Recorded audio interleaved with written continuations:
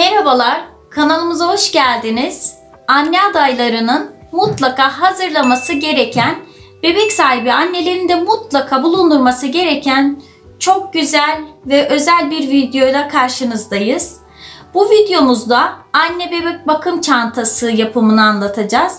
Hem de portatif özel alt değiştirme ilavesiyle birlikte olacak. Malum kullanım alanı çok geniş. Yolculuklarda, ziyaretlerde, hastanelerde, alışverişlerde, kısacası annelerin dışarı adımını attığı her yerde ihtiyacınız olacak bir ürün. Uygulamaya geçmeden önce malzemelerimizi şöyle bir göz atalım.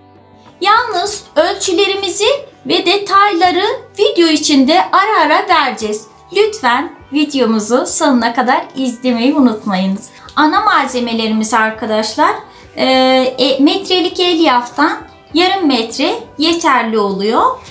Poplin kumaşımızdan yarım metre, akfilden de yarım metre, pazen kumaşımızdan da yarım metre. Biz iki farklı renk düşündüğümüzden dolayı yarım metre poplin kumaştan, yarım metre de akfilden aldık. Sizler tek renk düşünüyorsanız 1 metre yeterli olacaktır. Ve şimdi bu malzemelerden oluşacak çantamız bu şekilde olacak. Çantamızın şu özelliklerini kısaca size tanıtayım. Arkadaşlar, çantamızın iki yanında cepleri var. Bebeğin biberonu, bir tarafını da suyunu koyabilirsiniz. Şurada şirin ceplerimiz var. Buraya da bebeğe ait minik eşyaları koyabilirsiniz. Evet, size kapak kısmını göstereyim. Bu şekilde çıt çıtı var. Ağız kısmında da lastiğimiz var. Şu düğmeye bastığınızda bu şekilde rahat açılıyor. Ve istediğiniz eşyayı yerleştirip veya alabilirsiniz.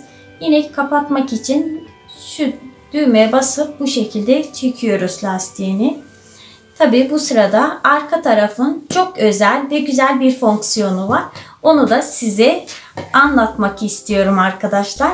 Gördüğünüz gibi kollara takılan saplarımız, şu aparatlar büyütüp küçültme aparatları, istediğiniz boylara getirip uzatıp kısaltabiliyorsunuz. Şurası da sırta takmak istemediğinizde el tutacağından tutup taşıyabilirsiniz. Bir de alt değiştirme minderimiz var. Asıl size göstermek istediğim bu alt değiştirme minderimiz tabi arkadaşlar. Şuradan çıt çıtları var. Bir de portatif alt değiştirme. Şöyle göstereyim. Bu şekilde alt değiştirme minderimizde sağlı sollu ceplerimiz var. Bir tarafına prima, bir tarafına da ıslak mendili koyup çantayı hiç açmadan direkt bebeğinizin altını değiştirip prima ve ıslak mendili burada olduğu sürece çok kolaylık sağlayacaktır. Bebek büyüdükten sonra arkadaşlar gördüğünüz gibi şuralarını çıkartıp iptal edebilirsiniz. Evet, şimdi çıt çıtlarımızı yerine takalım. Bebeğin altını değiştirdikten sonra tekrardan bunları bu şekilde katlayıp çıt çıtlarımızı geri yerlerine takıyoruz. Ve çantamızı bu şekilde sırta kullanmak istiyorsanız sırta, elde tutmak istiyorsanız tutacak yerden kullanabilirsiniz.